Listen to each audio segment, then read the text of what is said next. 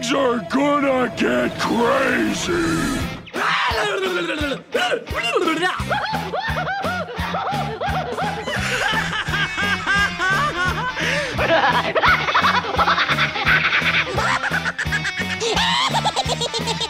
Most everyone's mad.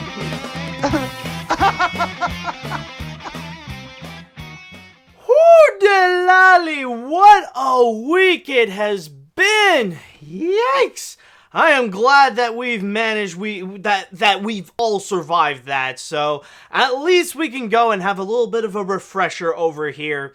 Welcome, folks, to another exciting episode of AniMat's Crazy Cartoon Cast, and like I've just said, it really has been such an insane week, a week in which, man, the world news that we have gotten, it's just pure madness right now. That's what it feels like. So far, like, we've just ended off the whole month of January, and so far, all that we've received is just madness. And the madness really did explode right at the end. But hopefully, now that we are in a new month in February, things can look brighter. At least we can look back, learn from our mistakes, and we could go and be able to grow from there. Or at least take the problems of January and try to find a way to go and solve them. But with all that said, hopefully with this episode, we will have a bit more of a refresher. Something that we can sit back, relax, and enjoy some of the more pleasant news that did happen this week. Or at least some of the news that are definitely worth talking about. So, with all that said, I would like to go into the chat wall, and I would like to ask you guys, are you all ready for today's episode of AniMat's Crazy Cartoon Cast? Are you ready to go and have our brand of madness to go and have that started? Let me hear it, folks. Are you all ready for this? Let's see now. Do we have people ready? Yes, yes. I'm ready to eat some Pringles. Ooh, that would be very nice. I would like to eat some Pringles too. Okay, but it seems that people are prepared. People want to go and get this started, so that's great. So now, let the episode begin. And for our first story, in fact, our first two stories, we will go and discuss about what happened last weekend, because after my episode, or the last episode of AniMat's Crazy Cartoon Cast, apparently there have been some major events that did occur. One of which I feel like is a major priority for AniMat's Crazy Cartoon Cast. It is the biggest night for animation, which I will go and start things off by talking about the Annie Awards. And Netflix was a massive dominator this year at the Annies. In fact, Netflix has managed to win a grand total of 19 Annie Awards this year, not just for the TV shows, but now that they have become a lot more prominent with their feature films, with their animated films to be precise, 10 of them actually did come from movies. And the big winner this year, it looks like Netflix and the Annie Awards have been in a serious holiday spirit right now. It looks like Christmas is not over for the Annies, as Klaus ended up becoming the major winner this year, winning 7 Annie Awards, in which it was nominated for 7 and it managed to win all of them. And the awards that it won include Best Production Design, Best Character Animation, Best Character Design, Best Storyboarding, Best Editing, Best Directing for Sergio Pablos, and of course, Best Animated Feature. But in terms of movies, Klaus was not the only one that did manage to get some major wins. Another Netflix movie, or at least that Netflix picked up and distributed, technically it's not their movie, it was I Lost My Body. So far, it's been the most talked about independent animated feature of the year, and no surprise, it actually won for Best Independent Animated Feature. But on top of that, it also got some major wins as well, as it won for Best Music and also for Best Writing. But some of the mainstream companies did not go out empty-handed, as Disney did manage to walk away with 2 Annie Awards, surprisingly, for Frozen 2. Now, that was one of the 2 animated features this year that did get the most Annie nominations, along with Missing Link, but Frozen 2 managed to walk off with 2 of them for Best Animated Effects and Best Voice Acting for Josh Gad. And there are plenty of others to go and mention in terms of big wins. Of course, a lot of them are from Netflix, as I've said. So, of course, BoJack Horseman won for Best General Audience TV Show. For Best Children's Program, you got Disney Mickey Mouse being the big winner. And just a few examples, like Disney Mickey Mouse also won for Best Directing in an animated show. What else do we got? Oh, we also got H. John Benjamin being the winner of Best Voice Acting in a TV show for Bob in Bob's Burgers. And, yeah, we also got, like, Tuca and Birdie winning for Best Writing, and that's just a few examples that I have here. Like, other major winners, of course, from Netflix, like, they got Death, Love, and Robots. Oh, another one that is actually worth mentioning is Best Character Animation in a Live-Action Production. That winner actually goes to Avengers Endgame. And for Best Character Animation in a Video Game, it would go for Unruly Heroes. And there's also other ones that, just to have a bit of an honorable mention, where we also got Uncle Tom, Accounting for the Days, winning for Best Short. DreamWorks actually did walk off with an Annie this year for Best Special Production for How to Train Your Dragon Homecoming. And on top of that, we also have Best Student Film with The Fox and the Pigeon by Michelle Chua.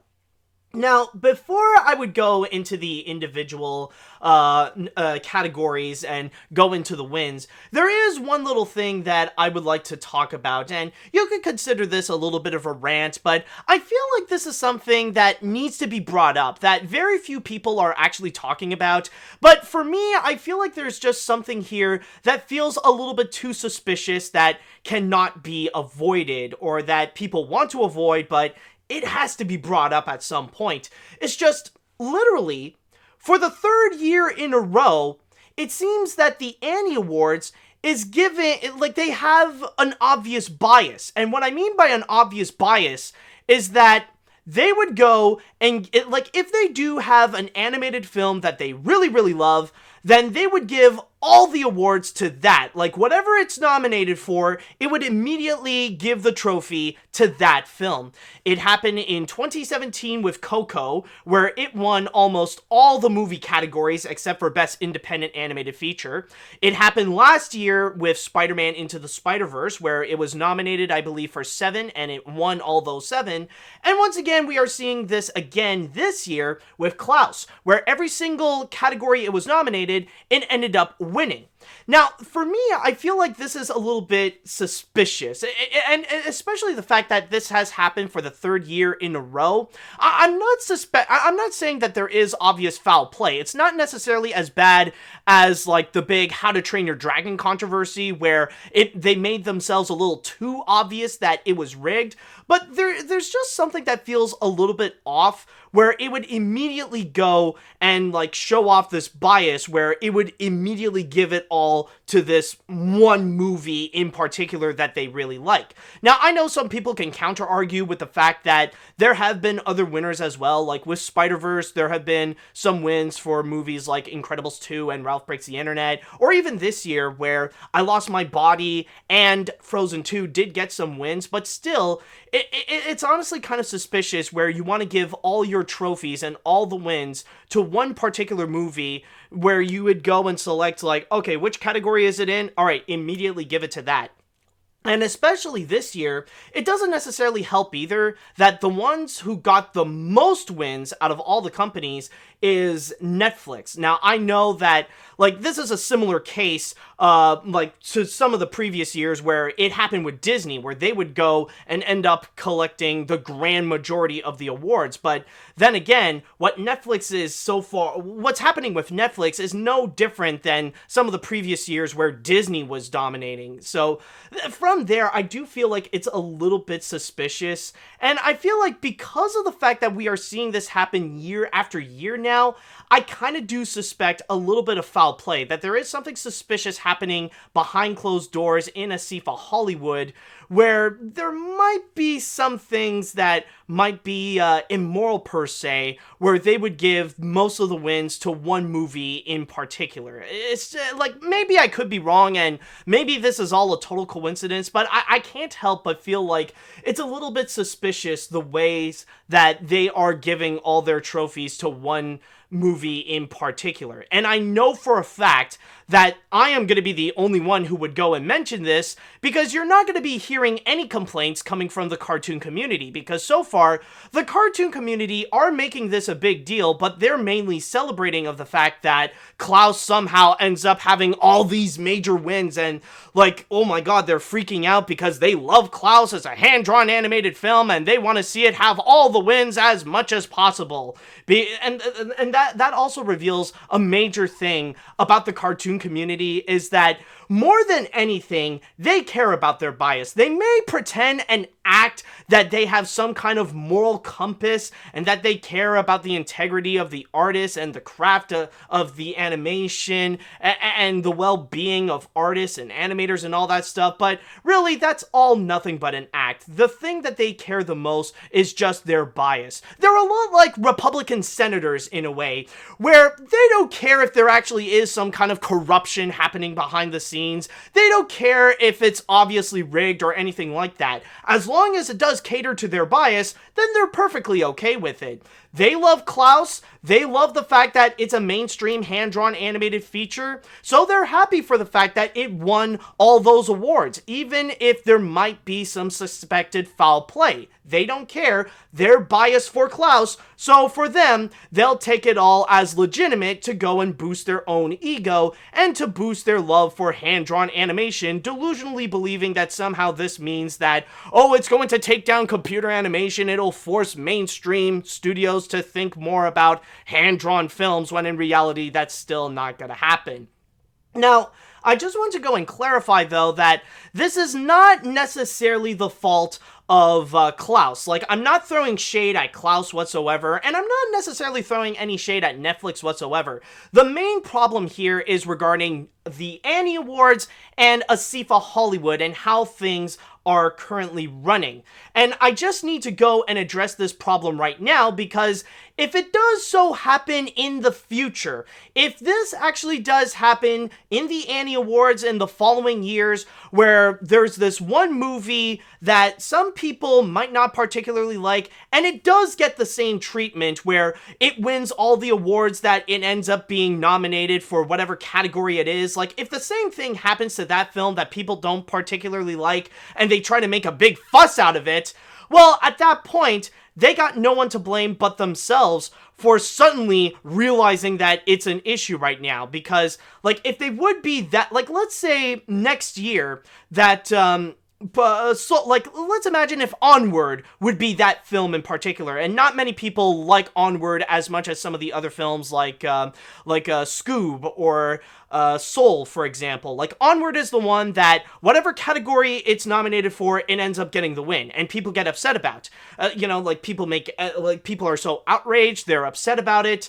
And at that point, they have no one but themselves to blame for being angry about this, because the only question I would ask from there is, well, if you're really that upset that Onward would end up getting that kind of treatment at the Annie Awards, why did you not say anything about it before? Why did you not say anything about it when Coco had all those wins? When Spider-Verse had all those wins? When Klaus had all those wins? Yeah, they do have a bias, but it's always been there.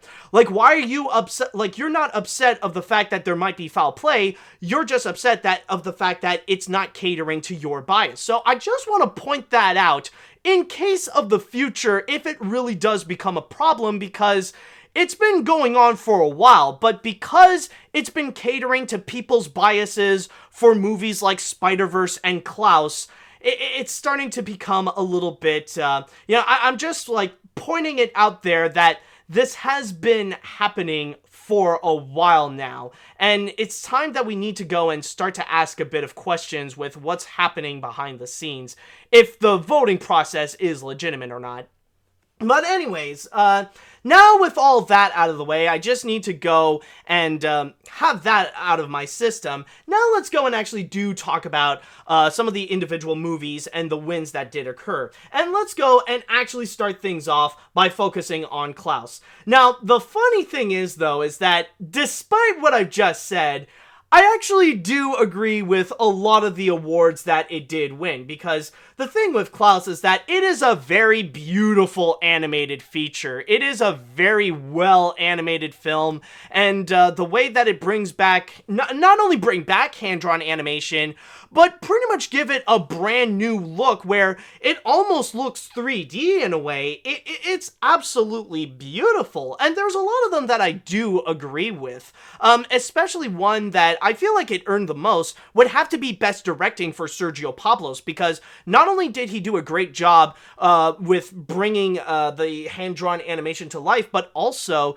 he did a fantastic job with the execution of it to really make it such a heartfelt, fun-filled, hilarious animated feature as well. So that is definitely an award that is very well merited. Now, granted, with what I've just stated with the Annie's bias for Klaus, maybe it would have been nice to see like some of the other animated films actually get nominated, because like throughout 2019 there have been other animated features that did do an amazing job with its animation as well. Like it would have been nice to see at least movies like Missing Link or Toy Story 4 get a few of those Annies for the animation category, because that animation that they have done is fantastic as well, and it is worth at least worth getting a trophy or two.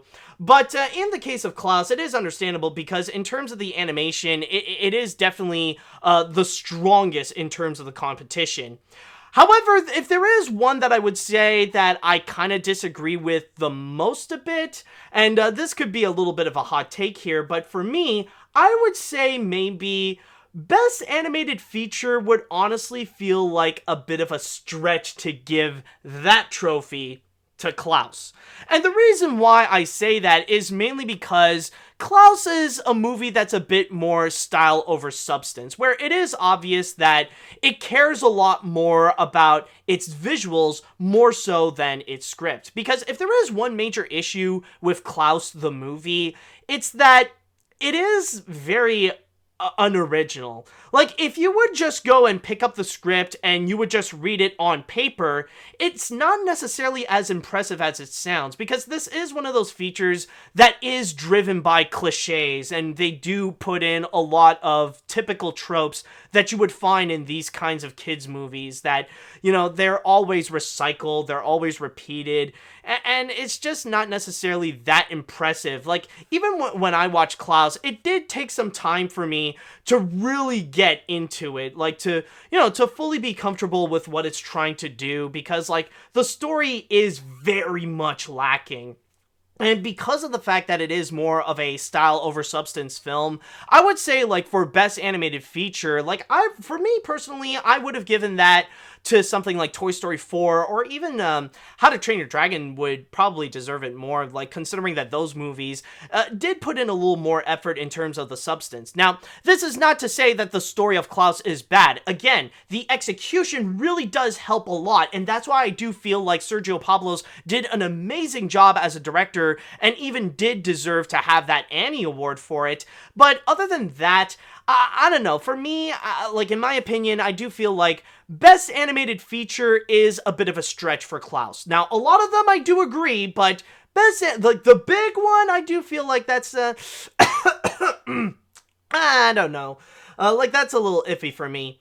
Now, in terms of the other winners, of course we also got I Lost My Body, which it's not necessarily that big of a surprise that film ended up being the big winner for Best Independent Animated Feature, because that is the movie that a lot of people are currently talking about. That is the film that, the independent animated feature that really got a lot of people talking, that's almost getting as much attention as the mainstream films, especially the fact that you do see it getting a lot of nominations, being highly prominent in festivals, and of course getting an Oscar nomination for Best Animated Feature. But what I do find to be highly impressive, more so than the wins of Klaus, is the fact that it did manage to get more than one Annie Award, that it actually did manage to beat over some of the mainstream films for some of the bigger categories, stuff like Best Music and especially Best Writing. Like, Best Writing is a major category. That's like a really big one, and I'm honestly shocked to find that this one actually managed to beat it over many of the mainstream films. I do believe, like, if we go, it doesn't, okay, so it doesn't necessarily mention the ones that are nominated, but still, I do find it very impressive that I Lost My Body did manage to take over many of the mainstream films and have an independent animated feature win for Best Writing. So I think that's more of a big win for indie films, at least for the Annie Awards. And then you also got Frozen 2. Now, that's the one that did manage to walk away with a couple of wins.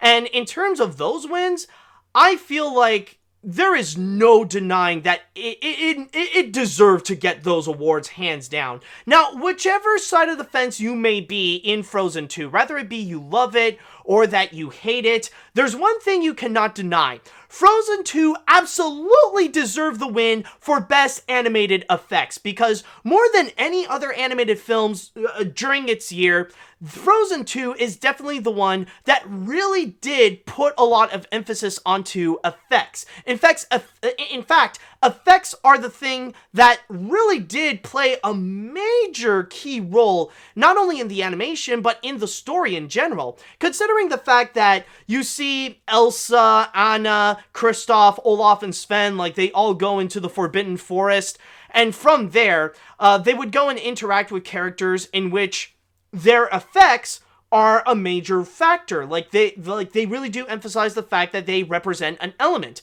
Like you got the little salamander, Bruni, which is fire. You got the water horse. Then you got like the giant ogres, or I don't know what, I think they're just giants, or I don't know if they officially, I don't know. It's been a while since I've seen Frozen 2. I'll wait till it comes out on Blu-ray. But anyways, like you got the giants basically, where they represent Earth, and you see them like taking over the Earth and stuff like that. And then of course you also got Gale, which is the wind, where literally Disney animators made a character out of the wind. And then of course, like, you got Elsa as well, which she has her ice powers. So Best Animated Effects, it goes to Frozen 2 no matter what. There is no denying on that. And then there is also the interesting choice of giving Josh Gad the win for Best Voice Acting in an Animated Film. And honestly, that is one that I did take some time to think about it a little bit. And the more that I did think about it, the more that I realized, you know what? Yeah, it actually does make sense. Because the more that I would think about it, the more that I do realize that Olaf actually is a good player in Frozen 2. At least in my opinion, I do feel like with Olaf, he is a good balancer in terms of the tone, because with Frozen 2, it's trying to take itself a lot more seriously. It's trying to be a lot more impactful. It's trying to be a lot more dark, a lot more serious, and push the envelope even more. And Olaf is there more to try to really balance that, to feel like that, to bring in some lighthearted humor, not only to entertain the kids, but, to brighten the mood, to pick things up, to not make everything dark and depressing. And with Josh Gad's performance, he actually did do a great job, to not make Olaf, annoying or, like, excruciating, because, like, it would be easy for a character like Olaf to fall in that trap, but Josh Gad managed to escape that, which is actually really good, honestly. So, with all that said, I do believe that does cover, with all the individual Annie Awards. And one thing that I did almost forget to go and mention is actually regarding the show itself, which you can actually go and check it out on YouTube. They do have, like, the Annie Awards do have it on their official YouTube channel, and it's actually very sweet. It's actually about 3 hours long, but it's actually a lot of fun. It's a celebration for animation. You do see a lot of surprise celebrities and a lot of familiar names as well.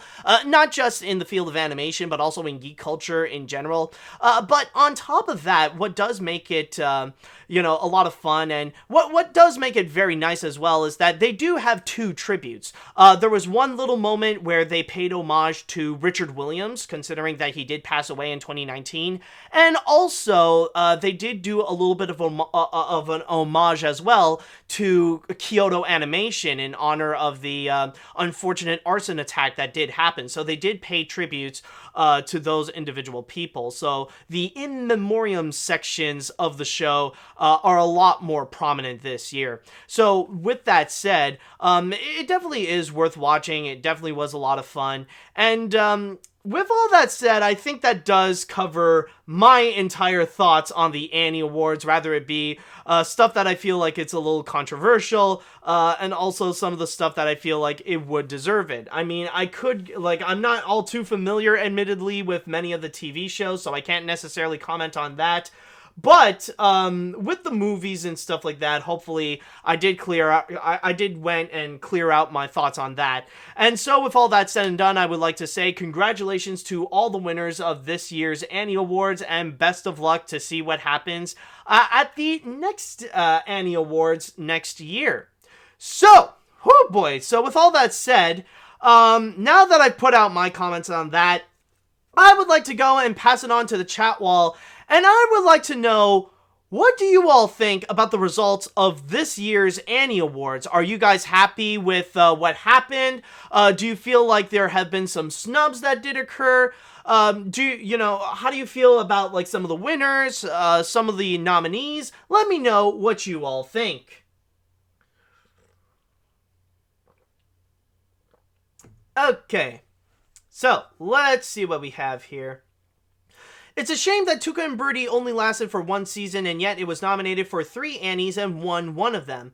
What I do hope is that this achievement will either make it easier for Tuca to get picked up by another network, or for Netflix to change his mind about canning it early. Of course, it's just speculation, and it seems unlikely. Yeah, I'm just going to say that, before anyone makes these kinds of comments and stuff like that, don't expect award shows to be major game changers. Don't expect award shows to be the ones that will change, like, a lot of studios' perceptions. Like, one thing that I've seen a lot of people mentioning, like, because of all the wins that Klaus has got, like, some people want to bring back the notion that, oh, this will be, like, the revival of hand-drawn animation, and because, like, companies like DreamWorks and Disney got snubbed from Klaus and stuff like that, it'll make them consider to bring back hand-drawn. No, it's not going to happen.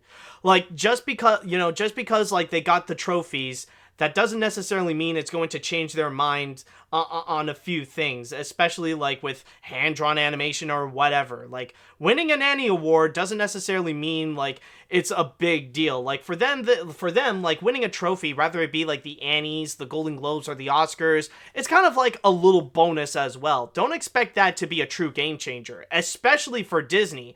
Yeah, Frozen 2 may not have won as much Annies as Klaus, but it did manage to make $1.4 billion at the box office, and I think for Disney, that is a much bigger win than whatever amount of Annie Awards Klaus has won. So I'm just putting it out there. Don't expect this to be something that, oh, maybe they'll consider to change their mind because of the win. No, that's all bullcrap, and you know it. Don't lie to yourself. Okay.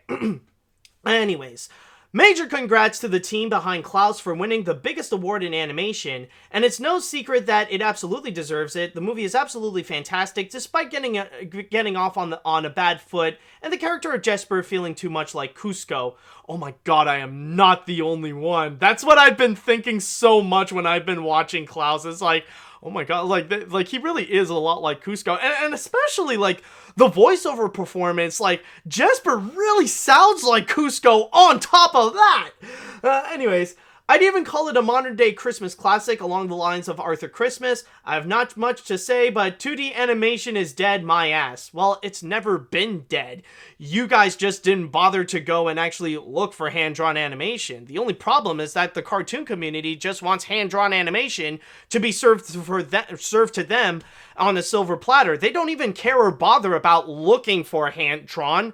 I mean, like, they can go and look for the indie films, but they're too freaking lazy to look for it. It's never been dead. It's just the cartoon community is too lazy to look for it. Alright, let's see now. Foul play or not, it seems that 2019 was a great year for animated underdogs, with Missing Link winning the Golden Globes for Best Animated Feature Award and Klaus winning 7 Annie Awards. It shows that stop motion and 2D animation still plays strong even with 3D animation being dominant. It may not replace 3D animation entirely, but we may see a few more of 2D... No, stop lying to yourself. Stop frickin' saying that. And it's not... And, like, foul play or not, it's like... Yeah, you're not even hiding that... Oh, well... Like, that comment alone really does emphasize that, well, it caters to my bias, so that's perfectly okay. So, like, come on, guys. Don't lie to yourself that this would somehow make an impact. And don't lie to yourself that this foul play is okay because it caters to your bias. Come on, guys. Come on. Don't be stupid. Seriously. Okay, let's see now. I'm surprised that Toy Story 4 and Missing Link get shut out, and I feel like those two should have at least earned 1 or 2 awards in order to make it look like it's not shut out.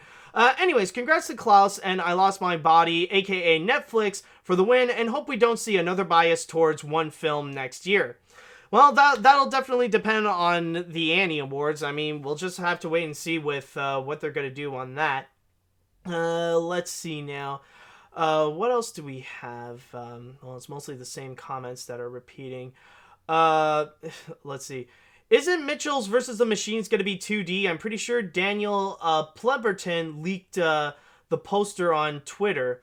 I don't know. Honestly, I've never heard of that, actually. I haven't heard any news about Mitchell's versus the Machines ever since like the announcement of the project. So I can't necessarily confirm if that would actually be true or not. By the way, I just need to go and double check on something. Okay. Yeah, I almost forgot. Just need to go and set things up for my microphone. I apologize if the audio quality during that whole segment was a little iffy, or it's just like, it's too loud or something like that. So, yeah, I think from there, I think we're all pretty much good with what we got with the Annie Awards. So, with all that said, let's see what happens next year.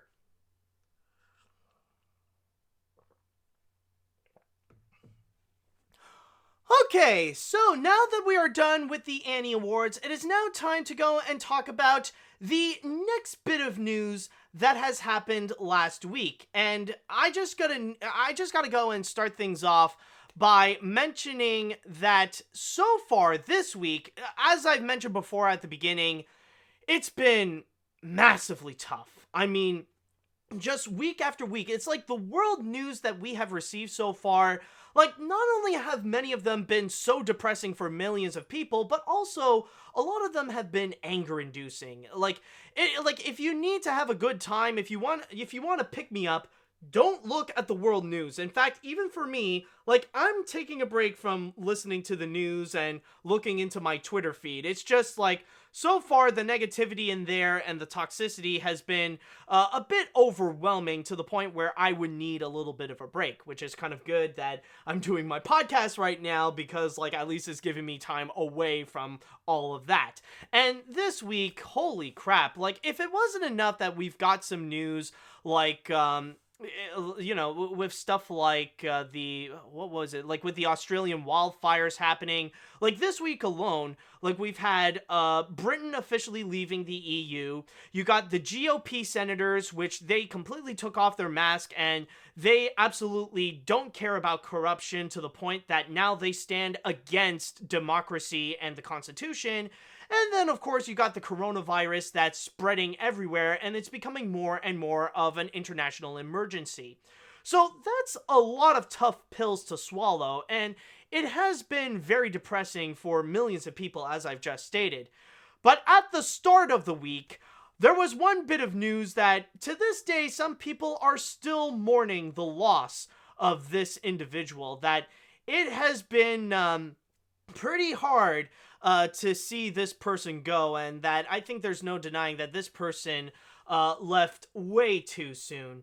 So with that said, let's go and talk about Kobe Bryant. Yes, on Sunday, basketball legend Kobe Bryant has passed away at the age of 41. He died of an unfortunate helicopter crash in which several people died along with him, one of which was also his 13-year-old daughter, Gianna.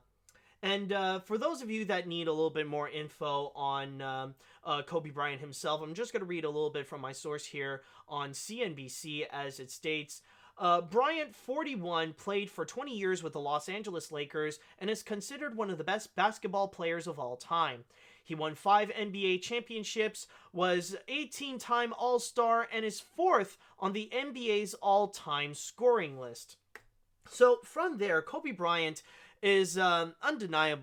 Like I said, he is undeniably a basketball legend, and many people to this day actually do consider him as one of the greatest basketball players of all time. And one thing you may know about Kobe Bryant, or one thing that like you could tell he made a major impact in our modern culture, is like one thing that a lot of people normally do is the Kobe swish, or like I don't know if there is an official name for it, but you guys know what I'm talking about. It's whenever like you need to throw something, like let's say you got like some waste, like you got a tissue, you know, like you used a tissue and you want to throw it in the garbage, but instead of just like, you know, throwing it in the garbage as usual, like you try to pretend like it's a basketball and you want to try to make a swish at it, you know, you want to try to make a swish, and from there you would also say Kobe.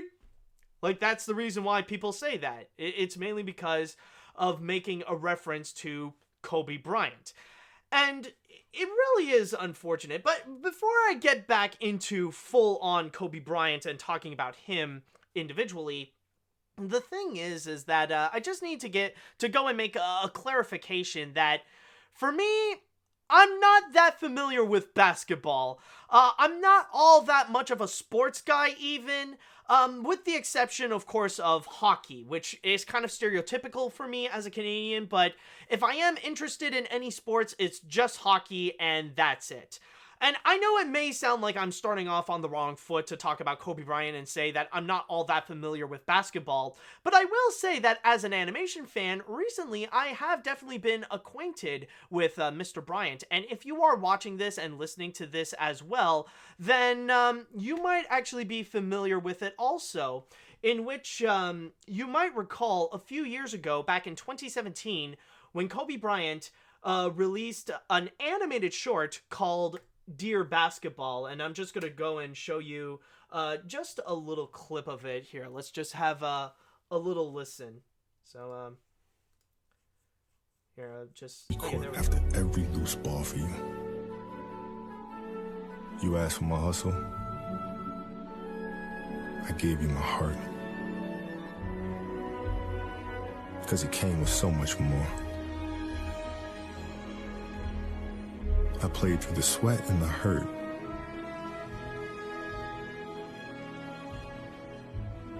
Not because challenge called me, but because you called me. So that's just a little excerpt coming from Dear Basketball, which is based on a poem that Kobe Bryant wrote, which is basically a love letter to basketball and a little bit of a semi-autobiography of Kobe Bryant and his basketball career. And in terms of the animated short, it really is a collaboration of the Titans. Now, this is something that I've stated before years ago, like when this animated short made its pass, when it was highly talked about and when it was fresh and new. But the big significance with Kobe Bryant the big significance with Dear Basketball is that it really is the collaboration of three masters of their own medium. Like, of course, you got Kobe Bryant, the one who is narrating, the one who wrote the poem. He's one of the greatest basketball players of all time. The animation, the visuals that you see accompanying this poem has been done by one of the master animators and one of the most renowned Disney animators, at least in the modern times, the one that is still alive to this day, Glenn Keane.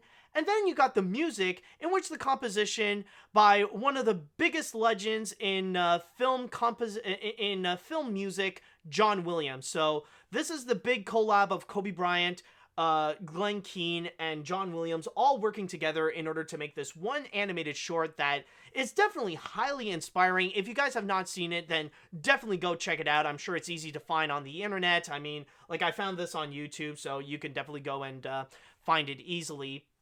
But with Dear Basketball, it definitely is a beautiful animated short, and on top of that, it is also an animated short in which that did win an Oscar. Like, that was one thing that a lot of people will point out. Even in this CNBC article, like, it even ended off by saying that, like, after he did all his basketball games, when he retired from basketball afterwards, it even says here, like, in his retirement, Bryant won an Academy Award for his film Dear Basketball, which was based on a poem he wrote.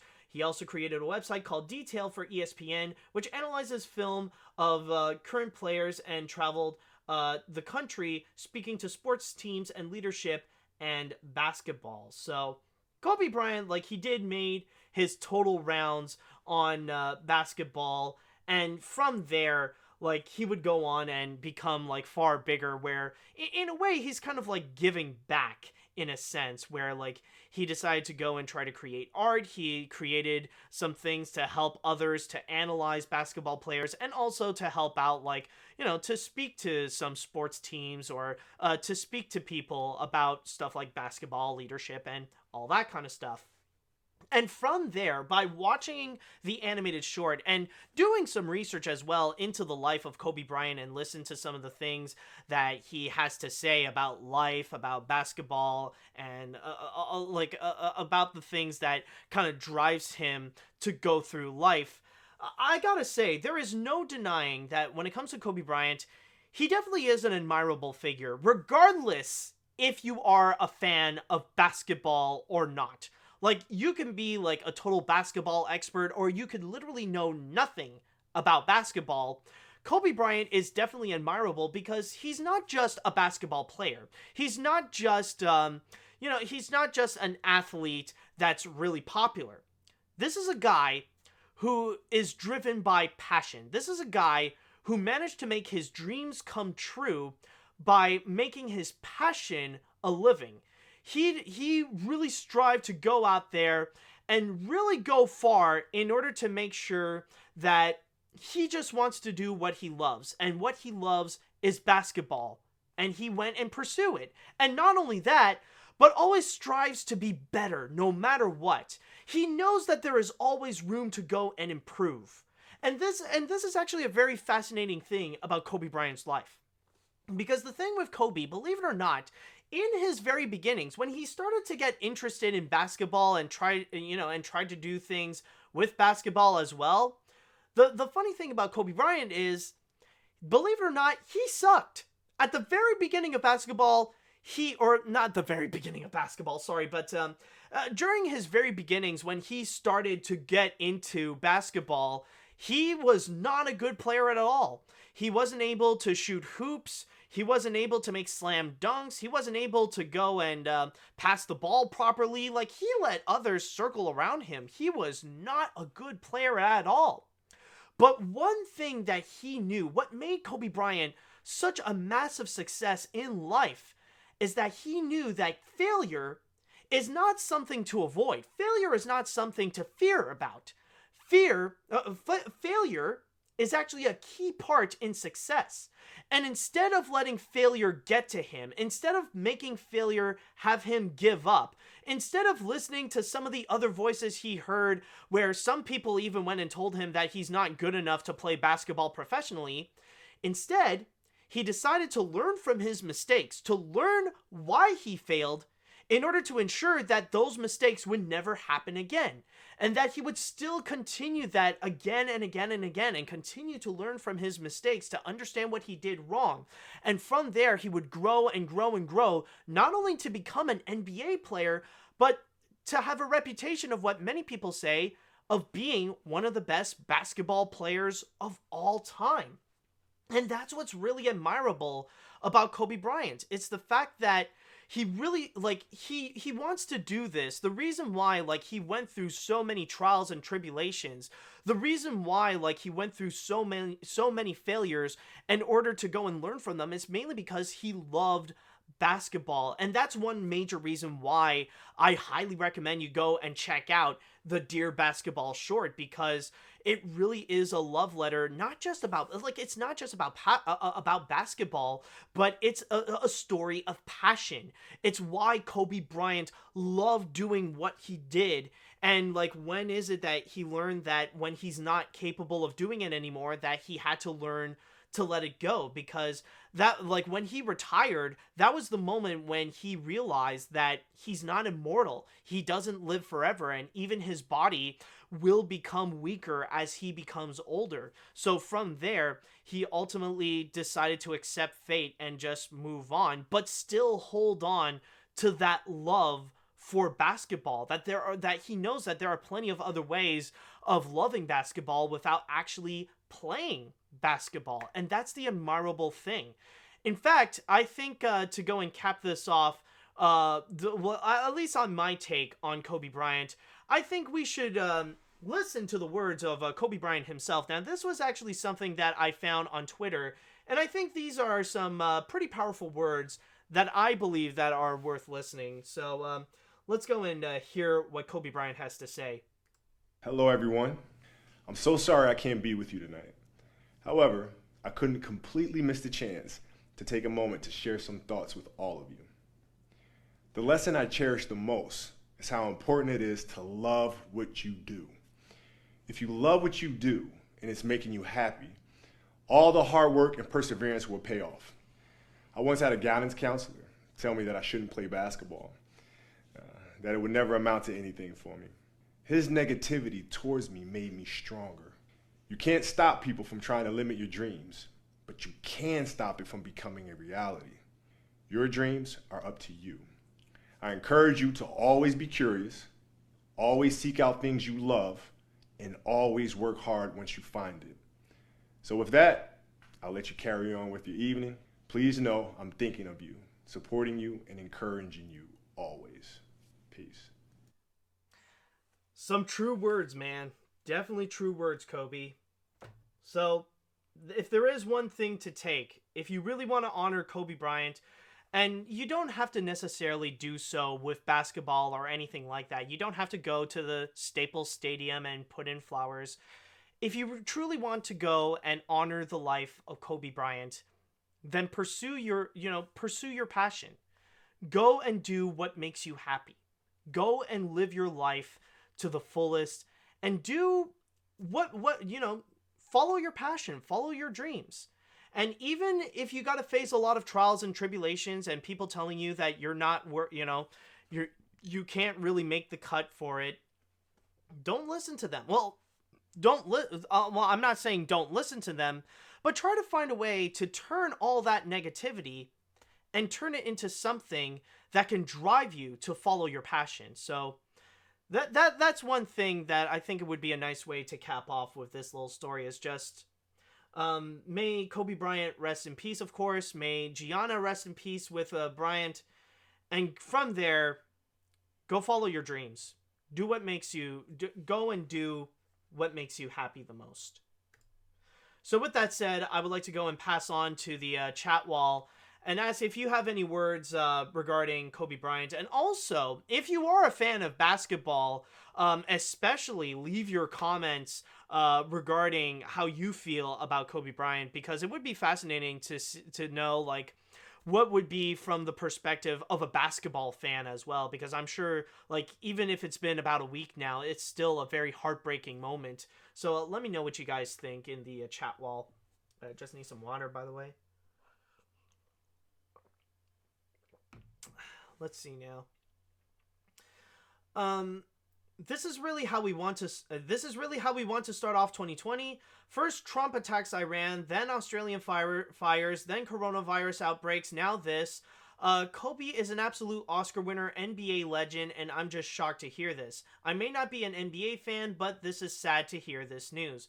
I hope Kobe's family and friends are okay, since I've been following the news, including ESPN, about their tribute to Kobe Bryant. Kobe and Gianna, I wish you didn't have to go away so soon, but may rest in peace. We'll miss you a lot. That's definitely some nice words there, dude. Let's see. As I said on my Instagram page, and I quote, I'm only familiar with Kobe Bryant through Dear Basketball, which I gotta say, go watch it in full after the podcast. It actually hits harder now. But the passion he has about the sport and what it means to him is something to behold. And seeing him dying in such a horrible accident so soon is nothing short of heartbreaking. So to cap this off, Godspeed, Kobe Bryant. Let's see. With Kobe Bryant's death and all the other news in January 2020 certainly had a horrible start. With Kobe Bryant's death and all the other news in January 2020 certainly had a horrible start. It even seems to affect my mental health, and I just suffered 2 panic attacks yesterday since my last panic attack, which was 2 months ago. All that I can really say is may Kobe Bryant, Gianna Bryant, and everyone else involved in the helicopter crash rest in peace. Yeah, this is not definitely a week where, this is definitely not a year where, this is not a month where it's good for anyone's mental health. So that thing, we can all agree on that. Let's see now. Fun fact, there is a 2016 cartoon which had an episode that coincidentally had a caricature of Kobe in a helicopter crash. It's called Legends of Chamberlain Height episode End of Days. Knowing about this, people who made the show removed the episode from future airings. Oh, the people who made the show removed that episode from the airings.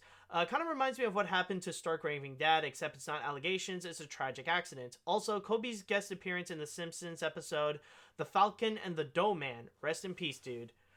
Okay, so do we have any other comments? I know that the world seems to be coming to an end with the death of Kobe and everything that's happening with an incompetent Senate and Brexit, but we must push through and change the future for the better. Following your dreams and pursuing your passion is gonna make this world a better place. Rest in peace, Kobe, and everyone else who passed away and crashed. Oh my god. And the comment of the episode is, like, dude, that is beautiful. I gotta say, man, like, those, honestly, what you said, Sebas Castell, these are words that people need to hear right now. Considering that times are very tough right now. And some people still have some wounds that they have yet to heal. But this is definitely a time that we need to go and push through it. That no matter what, we gotta try. There's a lot of negativity, but like Kobe Bryant said, we need to push through the negativity. We need to turn that negativity into energy to pursue, to have some good changes happening. That good can conquer evil, that these tragic events can at least happen to a minimum.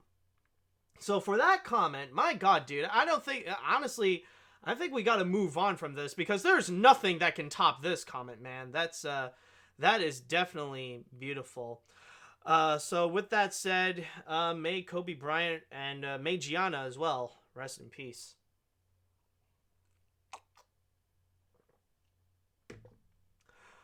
Okay, so those are the news from last weekend, and let's go and try to brighten things up a little bit. Let's see if we can find some news that can help out and, maybe look forward to the future. Let's make us a little bit more exciting. And there is actually something that I do have in store for you with our next story. Now, what we have here is actually a trailer. And with this trailer, this is actually for an independent animated feature. Now, I have talked about this a few times before in my podcast, or maybe even in my old podcast, but I did actually get permission from the director to go and show this to you all. Now, technically, if I can show you here, the trailer wouldn't officially premiere until about tomorrow. But if you are watching this right now, which, by the way, I'm recording this on February 1st, which the premiere would be on February 2nd, I actually do have a little preview, which you can be the first one to go and check this out. So with that said, let's go and take a look at the trailer. Hold on a sec, just need to set it up properly. There we go. Here, just need to shorten this thing up so it's the proper size so you can see it properly. Let's go and check out the trailer for... no, thank you. There we go. All right. Let's check out the trailer, or the story trailer, for The Heart of Them.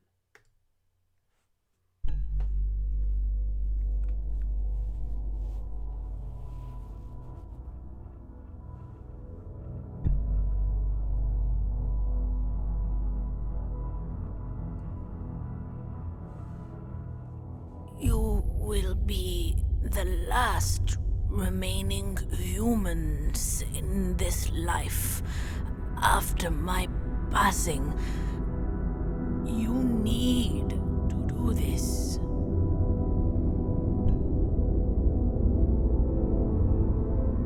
Oyama, was all this really our fault? Our ancestors did sorry something about that. terrible many years ago. If you leave this tower in search of him, you will not be welcomed back here anymore. Then stop me. We will not. This is your decision. Don't expect me to come back empty-handed. They took everything away from you.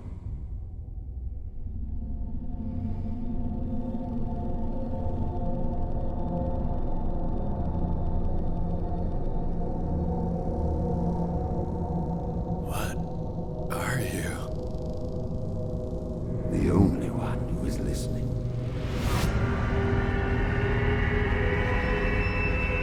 Stalkers! Hide!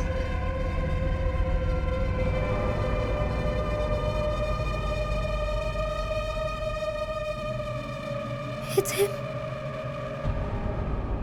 Promise me one thing. What is it? Destroy Mother and her damn children. They betrayed us. Damn you, they betrayed us, and they must die. I will.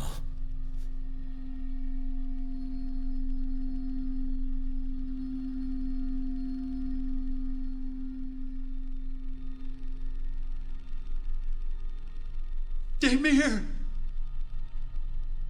How could you?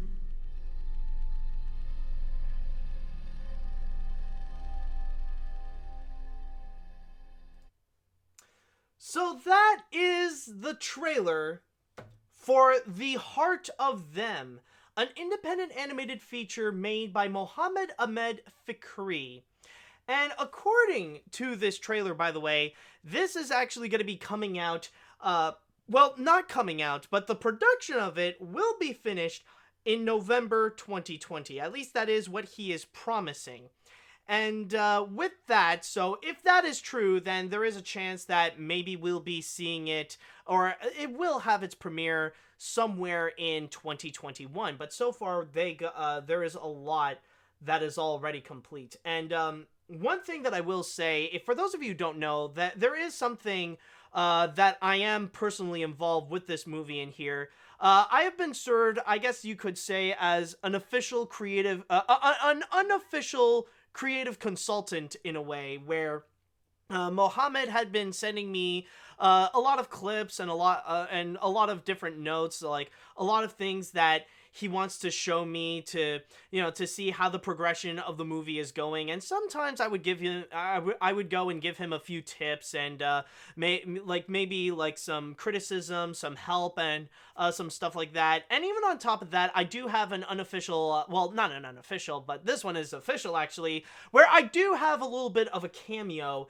in The Heart of Them. It's only at the beginning, but it's just like one little thing, and that's it. But there is one actor that you might find to be pretty familiar, actually, where he actually has his voice pretty prominent here, and that is actually voice actor D.C. Douglas playing the role of Demir, and his performance is actually pretty epic here, and even in this trailer, like, he does sound really threatening. Like, let's just listen again.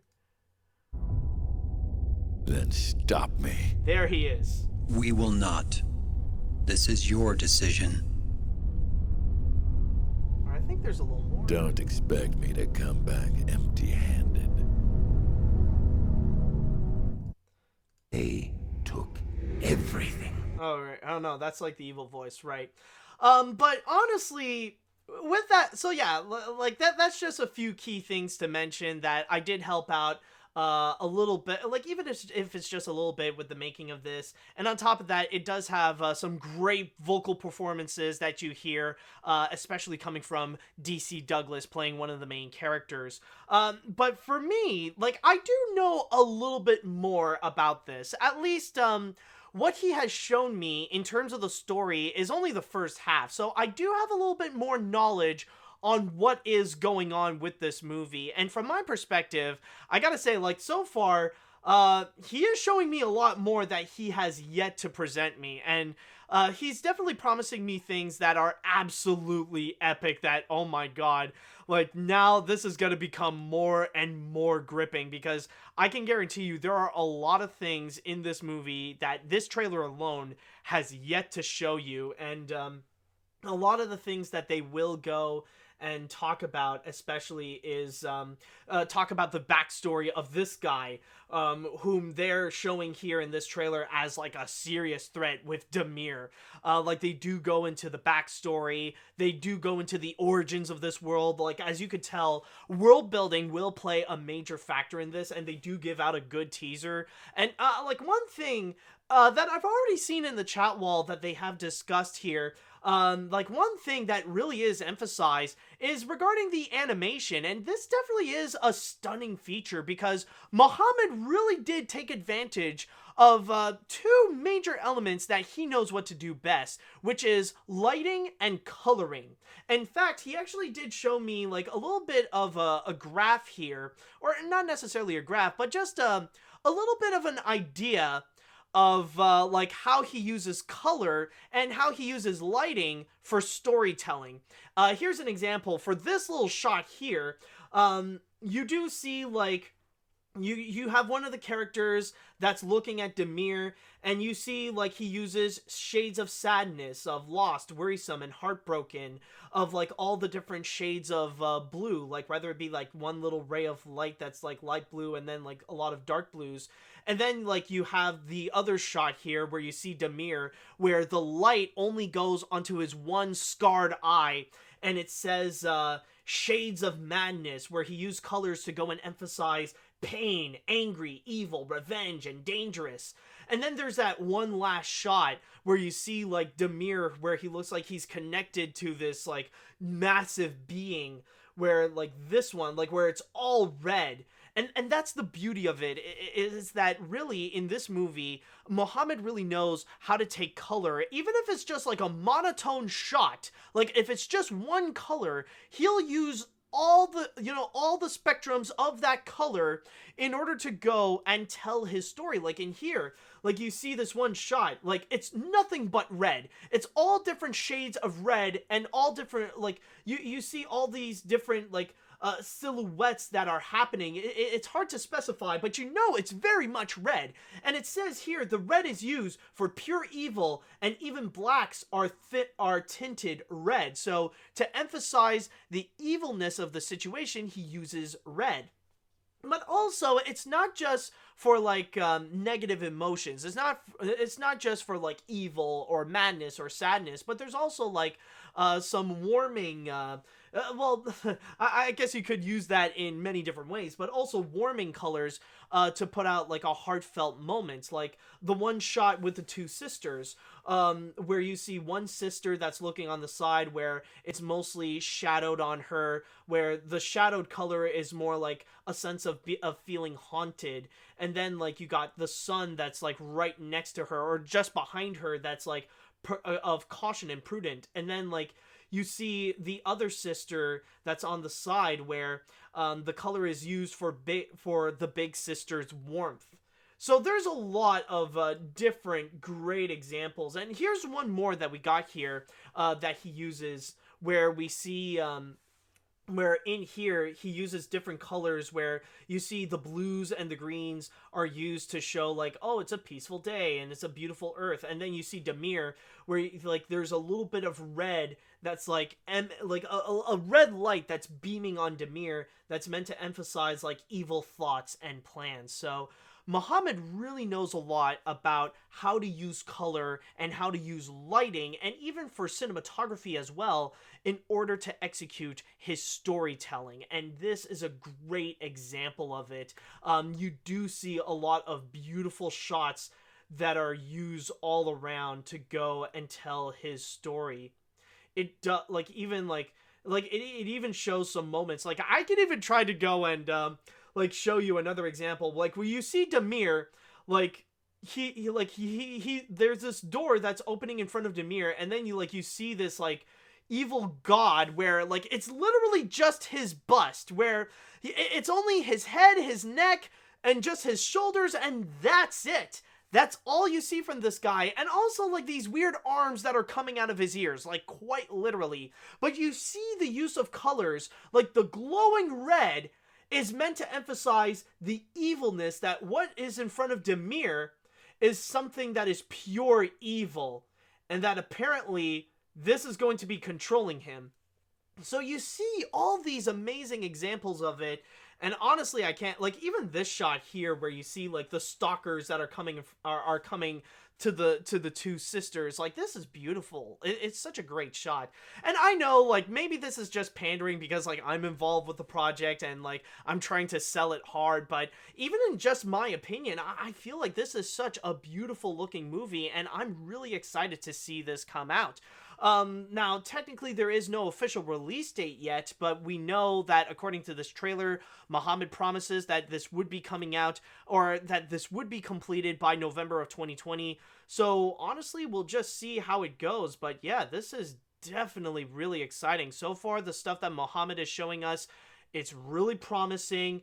And honestly, this is just, this honestly so far, the hype is real for this one, and hopefully by showing this to you, hopefully you guys will be interested as well in checking out this movie.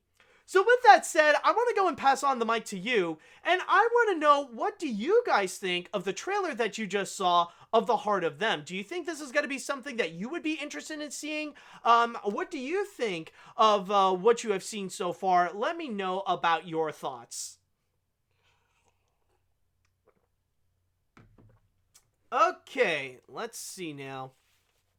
Wait, why am I using this? I don't need this. Sorry, I don't need my headphones to go and read comments. Anyways, now, let's see. Well, this certainly looks cool. The visuals are gorgeous. I like the dark tone so far, and this is by far storytelling through color at its finest. I'll definitely check it out if I can. Who knows? Maybe it'll be comparable to films like I Lost My Body. Ooh, that would definitely be that would definitely be epic. That would be a dream come true for Mohammed. All right, let's see now.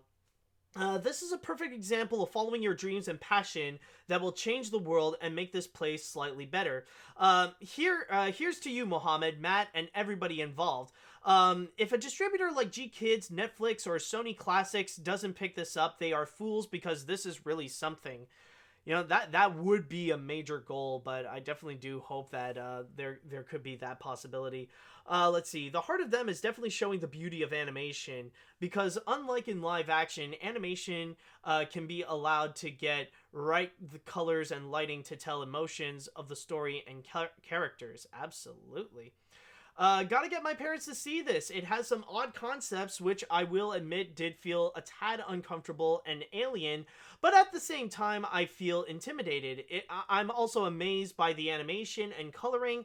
As a guy who has been doing YouTube animation for 10 years, I'm still not great with coloring. Even when I do the more intense and dark moments, the colors and designs I choose always look comedic and happy-go-lucky. It's sadly a weakness I have as an animator. I mean, you gotta keep watching more movies, and like go watch some independent films as well. Like sometimes they could serve as a far greater source than some of the mainstream films as well. And definitely like when this trailer would premiere, like, which by the way, the YouTube channel is AMAYAF Studio.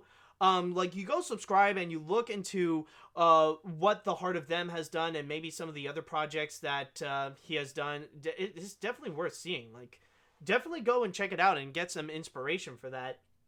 Let's see now. This looks like Andy Warhol meets Hayao Miyazaki. I'm not sure what to think. I did not think of that, but that is an interesting comparison. Oh my god! Oh my god! I wonder, like, I wonder if Mohammed would be listening to this and just hearing these comments. Like, if not, like, I'll probably send this to him. Like, this is definitely something to worth like for him to hear. This adaptation of Death Stranding is not what I was expecting. Well, I mean, what can I say? It is a stunning animated film. Great villain voiced by DC Douglas. Great independent film. Hope Netflix or Hulu picked this up. Alright, I'll go and read one more comment before we're going to jump onto the next story. Can't believe this movie has been in production for this long, and just by the look of it, it looks great. I hope it doesn't get delayed again, have it be completed by November 2020, and get it released in 2021 so I could see it and hope this will be great. I mean, yeah, it's been on for so long, and it went through a lot of changes, and this is mainly due to the fact that the animation is done by Mohammed himself. In fact, like in the credits, Mohammed is the one who is the producer, director, the writer, animator, and music composer. So a lot of it is just, like, the grand majority of this, like, even though he has some help with script editors, sound designers, and also, well, okay, not developer and publisher, because, like, that's just Mohammed himself, but the grand majority, like, the reason why this is taking so long is mainly because the grand majority of this is Mohammed. This is him doing it. This is his passion project. So yeah, I'm definitely, like, I wish Mohammed the best of luck for this, and hopefully you're listening to hear the positive reception that I'm getting in the chat wall right now, and I wish you the best of luck that hopefully this will get done by November 2020. Alright, so now that we got the Heart of Them done, it is now time that we're going to go and jump on to our next story, which, speaking of streaming services like Netflix and Hulu, this is regarding some of that. Now, this is something that did appear earlier this week, and I think this is something that would be interesting to talk about, because this was originally planned to be this big project, like, kind of like this big series that they planned to do, like, starting with little series and then, like, this one huge crossover. But it looks like those plans will have to be a bit divided, or some of these plans have to end up being scrapped. So with that said, excuse me. Now, as I'm stating, what I'm saying here is going to be regarding a few Marvel series that will not come to be. More specifically with Tigra and Dazzler and Howard the Duck. It is officially confirmed now that both these shows have unfortunately been canceled. They have officially been scrapped and they will never come to be. Now, for the original plans that I was talking about is that originally, Marvel wanted to do a bit of this animated Marvel Cinematic Universe happen on Hulu, or more of a Marvel animated universe, where you would have 4 different series that are from Marvel, that are based on Marvel characters, and at one point they would all come together for this one big crossover, for this one big animated crossover series. There was it wasn't just Howard the Duck and Tigra and Dazzler, but there was also MODOK and Hitmonkey, which, by the way, the latter two, those series, apparently they will be happening, and they are moving forward with those projects. And what was supposed to happen is that they would all come together for an animated series called The Offenders. But it looks like with what is happening right now, while Hitmonkey and MODOK is still happening, it doesn't look like, it's not just Howard the Duck and Tigra and Dazzler, but now The Offenders is not going to happen whatsoever. Apparently this was all decided by Marvel, and because of a whole bunch of circumstances that happened at the same time. Reading a little bit from my source here on Variety, it stated here, it was reported in December that Tigra and Dazzler showrunner Erica Rivinoja and the show's writing staff have exited over creative differences with Marvel, which led to the show being put on hold. In September, the planned Ghost Rider live-action series at Hulu starring Gabriel Luna in the title role was scrapped altogether. The live-action Marvel series Hellstorm is still currently in the works at Hulu, while the Marvel Hulu series The Runaways aired its third and final season in December. And on a side note, it is also stated that another Marvel series that is currently running right now, for a while even, Agents of S.H.I.E.L.D., is going to be having its final season this spring, that it is going to be ending pretty soon. And just on a side note, also to mention about Howard the Duck, apparently we don't have any confirmations regarding what actually happened with Howard the Duck. We don't fully know why it ended up getting scrapped and stuff like that, but it did have potential, where it was actually written and executive produced by Kevin Smith, which you know Kevin Smith as the guy who did Clerks, Mallrats, and Jay and Silent Bob and stuff like that. And also Dave Willis, which you know Dave Willis as the co-creator of shows on Adult Swim like Aqua Teen Hunger Force and Squidbillies. So imagine if the two together would go and end up making a series like Howard the Duck. But apparently that's just not gonna happen. And honestly, it is a little bit unfortunate that these shows wouldn't necessarily happen, because it sounded like they would have a lot of major potential, especially with the whole crossover idea, because that's the whole thing that it sounded like they wanted to do, like this whole animated universe in a sense, where they would have all these Hulu shows, suddenly they would all come together in order to have like this big crossover. It's kind of like to have a separate Marvel Cinematic Universe, but just in a more goofier fashion, where like they would take things a lot less seriously and just have fun with the ridiculous nature of things. Like not just with like they already have like Howard the Duck, but then also you got like Hit Monkey, you got MODOK, and then you also got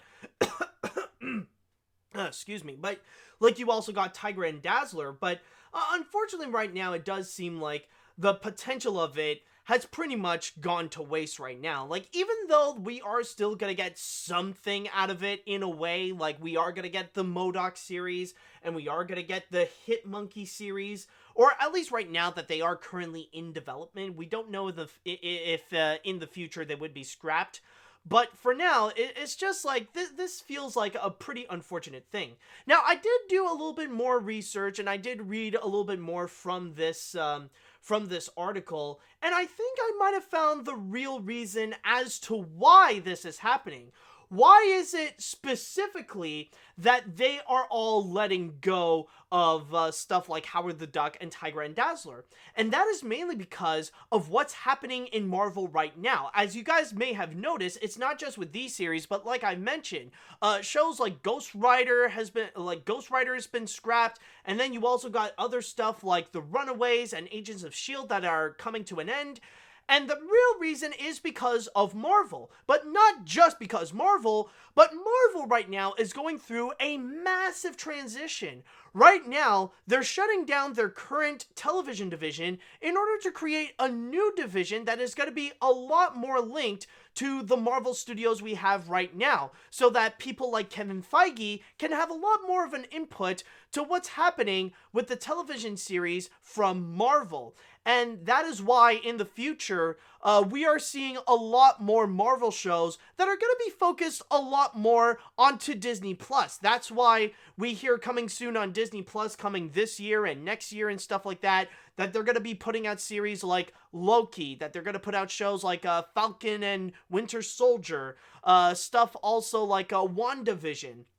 That is going to be, and of course there's going to be plenty of others as well, but it's going to be mainly to go and focus to have those shows be more connected to the Marvel Cinematic Universe. And that's what's going to be happening with the future of the Marvel movies. That's the future of the Marvel Cinematic Universe, where it's not just going to be about the movies, but also the TV shows that are going to be linked together in order to see what's going to be the next huge event. What is going to be like the next Avengers movie, or the next Avengers Endgame, or the next Avengers Infinity War, and stuff like that.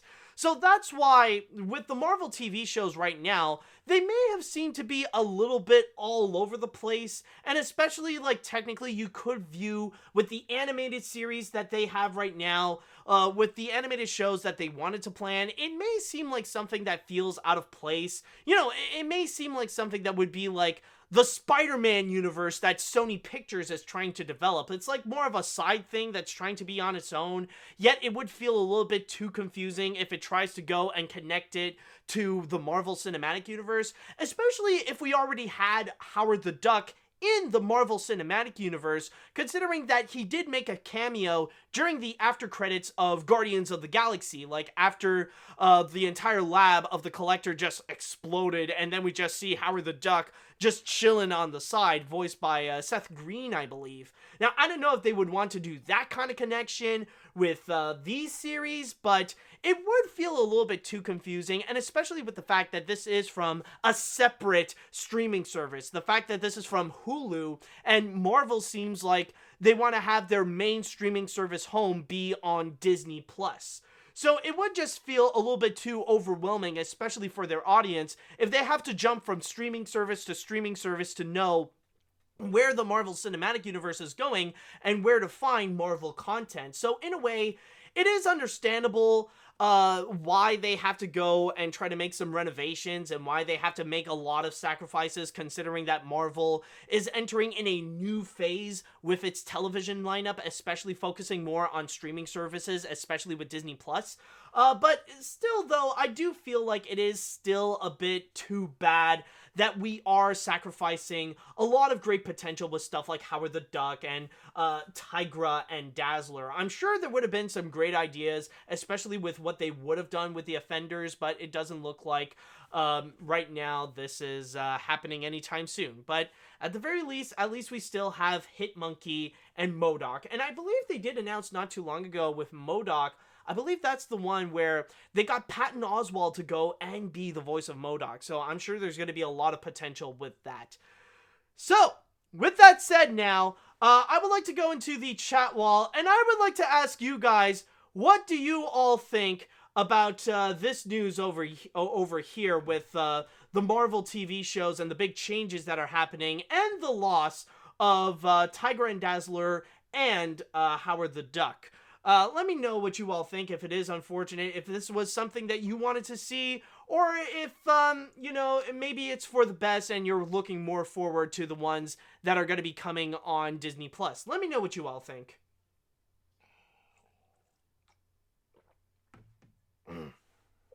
Let's see now. Well, it makes sense, because Kevin Feige is reported to not be easy to work with, and did not like Paul Bettany, the head of Marvel Television. And if you remember all the Marvel movies Disney have only been co-directed by their respective directors.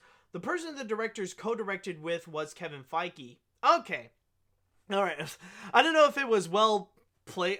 Like, honestly, the phrasing on that was a little bit all over the place. No offense, but I think I do understand what you're trying to say. It's mainly because, like, and yeah, essentially the big reason is mainly because Kevin Feige has a lot more of now Kevin Feige has a lot more creative control, especially with the television lineup. So that does make sense with what is going on. And considering that if he does have this reputation of being a hard player and like someone who is very hard to please, then I wouldn't be surprised if a lot of these shows have been canceled because they did not meet to Kevin Feige's standards. So that could make sense on that. Let's see now. It's kind of a shame that we won't be getting these shows, even though I don't use Hulu, and I would only consider purchasing it to see if the Ugly Doll series is as hilariously bonkers as the movie. And yes, that is a thing. That is a thing. Oh my god, they're still trying to pursue making Ugly Dolls a whole thing, even a TV show. Yikes, bruh. Total yikes. Anyways, but back to Marvel. It stinks that we may not be getting these series, but at least we have the MCU Howard. Well, yeah, that is definitely true. Let's see now. Well, that stinks. I was looking forward to see Howard and or Tigra. Like I said before, Howard is better off in animation than live action, and I would have loved to see the Tigra animated series, and I guarantee she looks a lot better than the cats from the 2019 movie. It's a shit. Oh, excuse me about that. It's a shame, but it's either business or whatever happened in the comics that changed things, like Storm and Black Panther breaking up in the comics, is why we will never see those as a couple in the movie. Okay. Or in the movies. Alright, better phrasing there. Let's see. This is honestly why I never got invested in the Netflix Marvel shows, because I already dedicated so much time to the movies for the MCU, and it was kind of pointless. It's also one of the reasons why I'm more excited to the upcoming Disney Plus shows. You bring up a very good point, actually. I almost forgot about that regarding the Netflix shows. It is true that, like, with Netflix, they did do something like this, where you had people like you had shows like Luke Cage, and you got Daredevil, and what's the girl one? It's like Jessie something, or I remember there was a series, like, one of them is a girl. I almost forgot her name. Like, if you in the chat wall, you could tell me if like, you could correct me on this. I forgot the name of that. What was it? The name escapes me. Jessica Jones. Thank you. Yes. Like Luke Cage, Jessica Jones, Daredevil, and the one that nobody likes. Like, everybody, like there was at one point that they would all come together, and maybe that could also play into a factor as to why they decided to break this show up. That maybe the formula on Netflix didn't necessarily worked out as well, so they don't want to try to repeat the same mistakes as before. Oh, Iron Fist, yeah. Yeah, the other one, Iron Fist. I don't think people really cared much about Iron Fist, though. So, yeah, that could play a bit of a factor as well. It's just the experience on Netflix may have influenced the breakup of this series in particular, so that could be the case. Let's see now. Rest in peace, Ghost Rider. He was great in Agents of S.H.I.E.L.D., and the show would have been great. Not sure about the animated universe, as it would probably cause some confusion with the main MCU. Yeah, I do get what you mean. I mean, like, that would be like trying to fit in Spider-Man into the Spider-Verse into the MCU. That would just end up making things more complicated. I'm sure there are a lot of people out there that would love for that to happen, to blend the Spider-Verse with the MCU, but honestly, if you really do think about it, it could be a lot more trouble than it's worth. Alright, let's see now. What else? Do we have any more comments to go and read here? I really don't like when ideas have the potential get the shaft, while ideas that are terrible are greenlit. I mean, I guess it does happen. Alright, now. Okay, so with that said, it is now time that we are going to go and cap this off with the grand finale, and this is quite a fascinating story that I have here.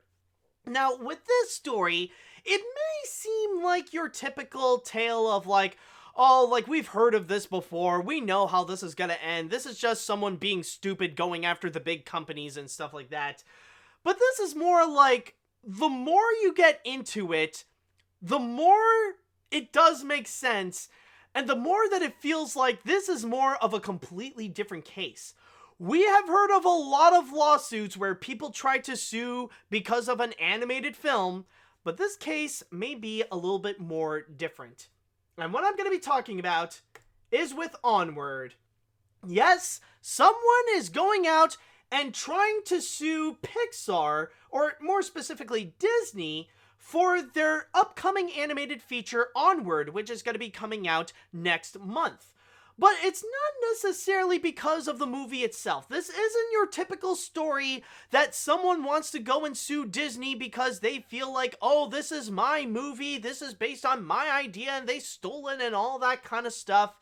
It's not necessarily the case. They're not suing because of the movie, they're not suing because of the story, they're not suing because of the characters.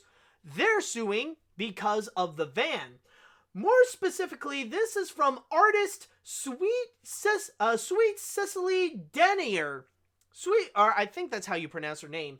Sweet Cicely Danier is actually suing because the van that the main characters drive in Onward looks a little bit too similar to her quote-unquote vanicorn, which basically she took a 1972 Chevrolet G10 van and she modified it or painted it in order to have it be like this little homage of this unicorn, where you see like this old van here where like you see this unicorn, this white unicorn that's on its hind legs, and it's like standing on a body of ocean where you see an island that's right behind it.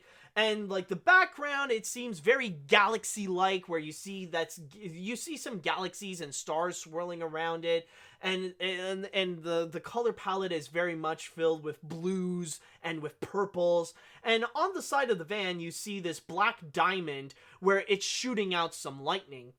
Where in comparison, you got the van from Onward, where in here instead of a unicorn, it's a white Pegasus, which is galloping through the stars and the galaxy, and you see a little island that's like on the bottom of the van, and then on the side you do see some lightning that's shooting around, and you see a black moon that's on the same that's in the same place where the diamond is on Sweet Cicely's car. So from there, because of that, she is trying to go and sue Disney, and the reason why. What's very interesting to note, I'm just going to go and read from my source here in the Hollywood Reporter, as it states, it has drawn considerable press attention, according to Danier, who says a San Francisco magazine piece sparked Pixar's attention, and the company reached out about her renting her vehicle for a special event in September 2018. She says she was told the Vanicorn would be used for an event limited to a one-day music festival activity day for Pixar employees and families, and that the Vanicorn would just be a showpiece and not used in any way other than a visual prop. Which she was shocked to find a few years later in the summer of 2019, last year, that, holy crap, it turns out the van is just way too similar to her Vanicorn. Even the van itself looks a little bit too suspicious like the whole Vanicorn itself. So from there, excuse me. And from there, she also claimed that one Pixar producer actually did go and contacted Sweet Cicely and apologize, which if I may go and find the name of this producer, I do believe they did mention, because they only had the last name says Ray, and that's it. I'm trying to find specifically where that name would be. Okay, I'm sure they mentioned it somewhere. It must be from here. Come on, you must have the name somewhere of the producer. They can't, like, it just, like, in this article, it just says Ray, and that's it, like, R-A-E. I'm trying to see if there is any other name, like, if they do have any other names. They must have. They can't just, they can't just have it just be Ray, and that's it. Let's see. Okay, well, anyways, going back here, it also says, in the complaint, Danier says Ray, or Corey Ray. Okay, thank you. So yes, this is from, apparently producer Corey Ray, who is also producing Onward. It says, in the complaint, Danier says Ray apologized and admitted they intentionally didn't inform her that they intended to use the Vanicorn as a character in Onward because at the time, the film didn't have a title, and without a title, they couldn't have her sign a non-disclosure agreement. So to go into a little bit more into the complaint, it states, now this is going to be a big piece, they have altered the plaintiff's highly personal and public oh my god, this is a big word, transubstantiation. Okay, highly personal and public transubstantiation of her lifelong artistic interest in unicorns into her Vanicorn, a unique San Franciscan work of public mobile automotive art, a redemptive and validating art of recovery from toxic masculinity and a former marriage, and which has instead been pilfered by the defendants as a commercial and corporate conduct for the aspirations of a pair of blue boy elves looking for their father in a mass-marketed Disney film, and what was accomplished by the defendants under wickedly misleading pretenses. I like the way that they described, I love how they described Onward to say that it's like they used her artistic intentions just so some blue boy elves would go look for their dad in a mass-marketed Disney film. Oh my god, that's not how I would love to go and describe Onward. The story of blue boy elves looking for their father in a mass-marketed Disney film. But anyways, going back into this, it also states here that Danier is suing for copyright infringement violations of the Digital Medium Copyright Act, violation of the Visual Arts Rights Act, and violation of the California Artistic Protection Act. In addition to seeking damages, Danier is asking the court for an injunction barring defendants from distributing, marketing, or selling infringement arrangements, merchandise, and the film itself, as she wants a declaration of the defendants' related copyrights are invalid. And as I'm recording this, Disney has yet to respond to the request for comment. Disney has yet to comment about the whole situation.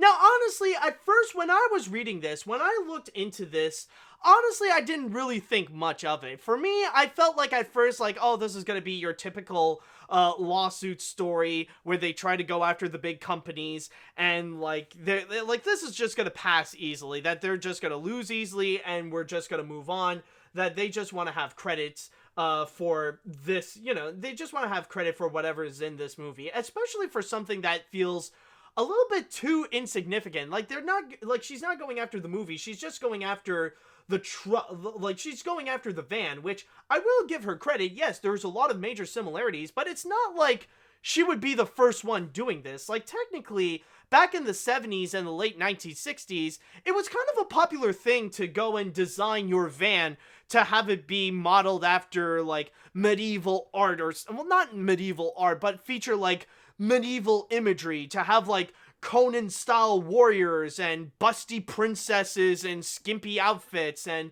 have mythical creatures like dragons, unicorns, and pegasuses, and all that kind of stuff. It's not like she's the one who invented the concept. However, the more that I read into this, the more that I look into what is going on, the more that I realize, oh crap, she might have a point with this. Like, this really does stand out differently because she actually does have a pretty strong case. If what she is saying is true, because, like, all these are allegations, keep in mind, but if what she is saying is actually true, then you could definitely tell that Disney really did some massive foul play in this. That really, it's kind of like they promised her that they would use it for one thing, but they ended up using for something completely different, which it is true that she would deserve to have some royalties if that really is the case, especially the fact that, like, the similarities between the Vanicorn and the van that is used in the movie, it's pretty much unparalleled. Like, honestly, it is a little too uncanny in terms of the resemblances. And I know it may seem strange that she is suing for a small thing, but it's usually the small things that make the strongest cases. She's not going after the movie itself. She's not going after Pixar to say, like, oh, they stole my story, this is my characters, this is my everything, and stuff like that. She is suing for one element that it's hard to ignore, that, yeah, they might have legitimately ripped off the Vanicorn and using it, and, they used it for one thing but end up using it for another. Now, I am going to say this. I don't think that she's going to win everything that she's going to ask for. Like, I think, like, chances are, maybe she could legitimately win for the damages. If she has a very strong case in this, then I do believe she could win for the damages. But for many of the other stuff, like honestly, for barring them for distributing, marketing, or selling infringement and stuff like that, I think we're at the point where it's going to be a little bit too late.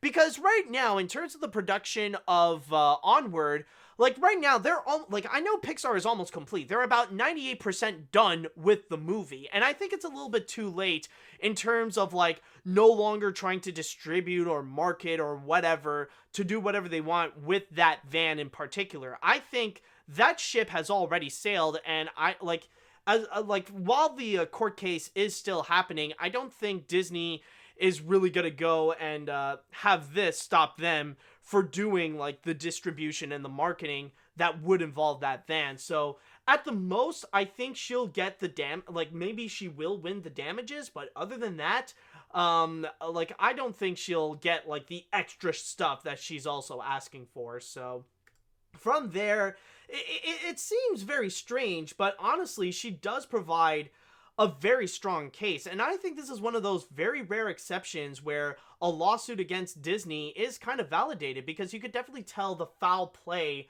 that actually did occur. So I don't know what else to go and add into this, but so far I will say that the plaintiff has definitely made a pretty strong case for herself, and she has some pretty strong stories. And if she can have some evidence, some legit receipts to back up her claims, then honestly, she could actually come out dominant. Not too dominant with everything that she's asking. I don't think with any of these lawsuits they would come out with everything they would ask for, but at the very least, honestly, for the damages, hopefully, maybe by the time the movie would be released, she should at least have some credit that the van is inspired by her van. So, I don't know. I feel like she does make a pretty strong case for herself by looking more into this court case, but we'll see with how this lawsuit goes. But, in the meantime, well, at least, Onward is going to be coming out soon, so we'll see how the movie shall be. So, now with all that said, I would like to go into the chat wall, and I want to know, what do you guys think about this entire lawsuit with the unicorn, with the vanicorn? Do you feel like the plaintiff is telling the truth in this case? Do you think Disney is just going to win everything, and it would have been better off if she didn't sue Disney? Let me know what you all think about all this. Let's see now. Do we have any comment? Oh, I'll wait a bit until more of the comments do pile up. All right. What's next? Someone gonna sue Disney over a weapon seen in Raya and the Last Dragon? Well, I mean, it could. I mean, on one hand, I do understand that it may seem a little bit insignificant, but like I said, the smallest things and the most insignificant things can often make the strongest cases of copyright infringement, of the big companies ripping someone else off. Even if it's something very minor, they think they could get away with it, but in truth, that might not be the case. So it's mostly the attention to detail that's a key factor in this, especially the fact that with this van, as they stated here, it's going to play a big role in the movie. So this van will be highly prominent in the feature. It's not necessarily something that is going to be on the side. This is about the details in the van that's going to be a big deal. Let's see now. This is just yikes. You gotta credit the artist if you want to take inspiration from them, or else it will hurt you in the back. Especially nowadays, in the age of the internet, where you must give them credit, or else, there's going to be a lot of hell to pay. Giving credits to artists is more important than ever.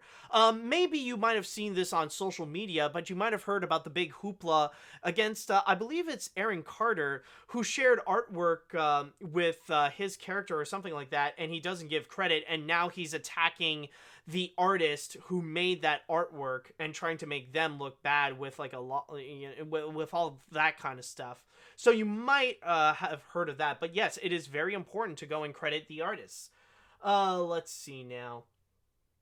Who else do we got? We'll have to wait and see. Hopefully it'll be a fair tie where she gets home of what she's asking back, while Disney won't get too much of a punishment if what she is saying is true. Well, I mean, like, even if that's the thing. Even if what she is saying is true, I don't think Disney is going to get, I don't think Disney is going to get hit that hard.